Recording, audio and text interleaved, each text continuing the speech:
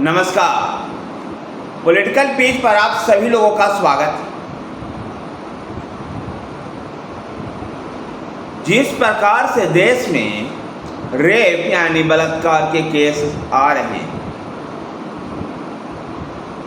एक सभ्य समाज के हिस्सा होने के नाते हम सब लोग का सर शर्मिंदा से झुक जाता है।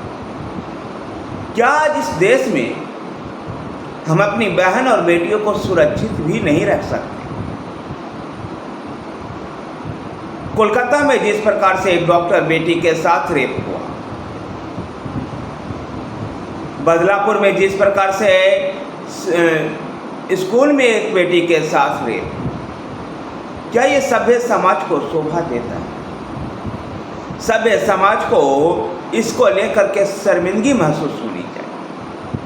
साथियों, आज इसी विषय पर चर्चा करेंगे। लेकिन जब देश में ऐसे बलात्कार केस होते हैं जो कुछ देश के सामाजिक ताने बाने को और सामाजिक ताने बाने को भी रचने बसने का मौका दे जाते हैं, राजनीतिक रूप से प्रभाव डालते हैं, उन बड़े केसेज में भी आखिर राजनीतिक दल अपने राजनीतिक रोटियां क्यों सेकते हैं? क्या राजनीतिक दल एक गिद्ध मानसिकता से भरे हुए हैं कि कोई इस तरह की घटना हो और हम अपनी राजनीतिक रोटियां सेकें? चाहे एनीवे कोई भी दल हो, भारतीय जनता पार्टी हो, कांग्रेस हो, तृणमूल कांग्रेस हो, समाजवादी पार्टी हो, इन सभी दलों से एक सवाल है कि ऐसे रेप केसेज में बलात्कारी कोई भी हो, सरकार में कोई भी हो, एक सुर से दोषी व्यक्ति को सजा दिलाने का काम करना चाहिए। तभी इस देश में इस तरह के रेप केसेस रुकेगा। नहीं तो न जाने कितने निर्भया, कितने अभिया, कितने तिलोत्तमा इसका शिकार होते रहेगी। एक सवाल इस बात को भी है कि विशाखा गाइडलाइंस को बने हुए 30 साल से ऊपर हो चुके हैं। निर्भया केस को भी आज 12 साल हो चुके हैं। फिर भी समाज में क्या बदला? जस के तस स्थिति है। आखिर क्यों? वर्किंग पैलेस पे, एजुकेशन पैलेस पे आज हमारी बहन और बेटियों को सुरक्षा क्यों नहीं प्रदान की जाती? हाँ, इस बात को भी मैं कह सकता हूँ कि चप्पे चप्पे पे सुरक्षा कर्मी तैनात नहीं किए जा सकते। इसके लिए सामाजिक बदलाव की भी आवश्यकता है। लेकिन सामाजिक बदलाव आएगा कैसे? सामाजिक बदलाव तो जब आएगा ना, जब हर व्यक्ति इस तरह की घटना में एक सुरक्षा कर्मी की भूमिका में, हर व्यक्ति का यह नैतिक दायित्व है कि अपने आसपास हो रही इस तरह की घटनाओं के लिए आवाज। आज इन सभी विषयों पर चर्चा करेंगे। लेकिन जिस प्रकार से कोलकाता में एक डॉक्टर, एक लेडी डॉक्टर के साथ जो बर्बरतापूर्ण एक पशु मानसिकता की तरह जिस प्रकार से उसके साथ गैंगरेप हुआ और फिर उसकी हत्या कर दी गई, निश्चित रूप से निर्भया केस के बाद देश की जनता का गुस्सा उद्वेलित हो गई। निर्भया केस में भी इस बात को देखा गया था कि किस प्रकार से स्वतः स्फुटित एक आंदोलन था। आंदोलन इसलिए नहीं था, आंदोलन रेप केस के बाद नहीं था, लेकिन रेप केस के बाद, गैंग रेप के बाद जिस प्रकार से कॉलेज के प्रिंसिपल संदीप घोष को बचाने का प्रयास किया गया, जिस प्रकार से कोलकाता पुलिस ने लीपापोती की कोशिश की, क्राइम सीन को डिस्ट्रॉय करने का जो प्रयास किया गया, इसको लेकर के जनता में गुस्सा है। इस तरह की घटना होना एक सामाजिक बुराई है।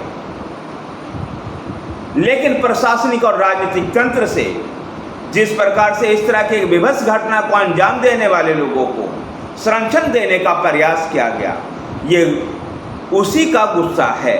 और जब उसका गुस्सा डॉक्टर्स के रूप में, विद्यार्थियों के रूप में फूटा कोलकाता की सड़कों पर, राजनीतिक दलों से भी फूटा, तब तृणमूल कांग्रेस के नेतृत्व वाली सरकार एकमात्र देश की महिला मुख्यमंत्री ममता बनर्जी के नेतृत्व वाली सरकार ने पूरे देश को धमकी देनी शुरू कर दी।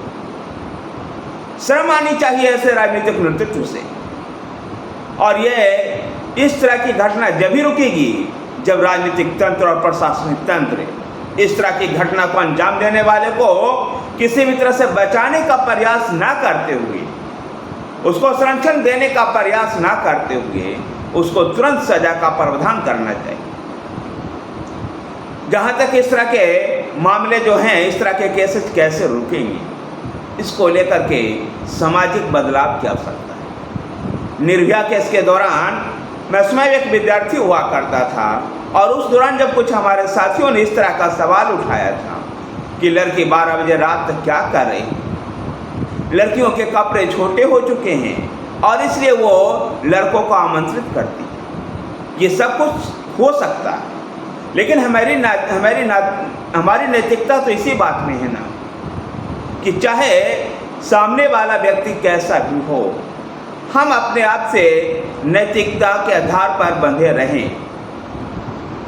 समाज को, हर व्यक्ति को इस तरह का नैतिक मानदंडों का प्रयोग करना होगा, न केवल स्वयं बल्कि स्वयं के आसपास हो रही घटनाओं को अनजान बनकर छोड़ना नहीं होगा।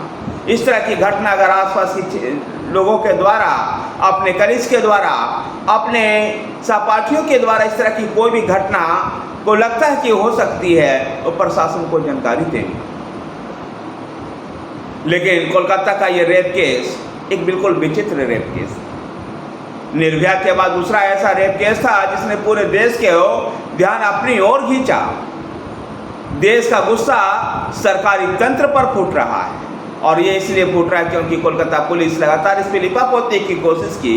पहले इस रेप को सुसाइड, फिर बाद में रेप, फिर बाद बता करके क्राइम सीन को ही डिस्ट्रॉय करने का प्रयास किया गया।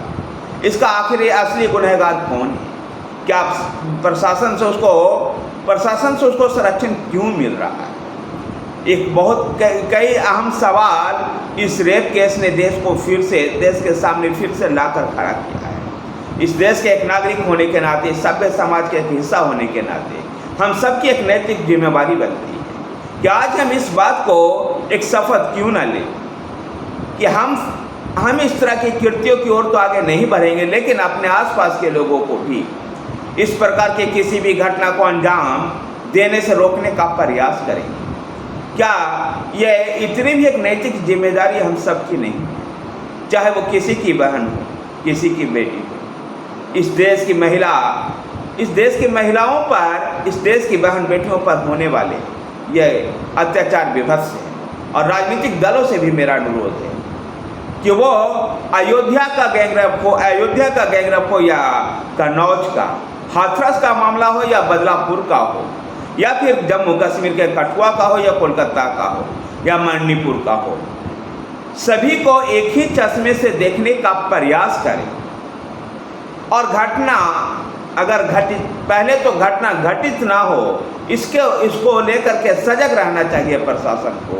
और जब घटना घटित हो जाए तो उसमें जो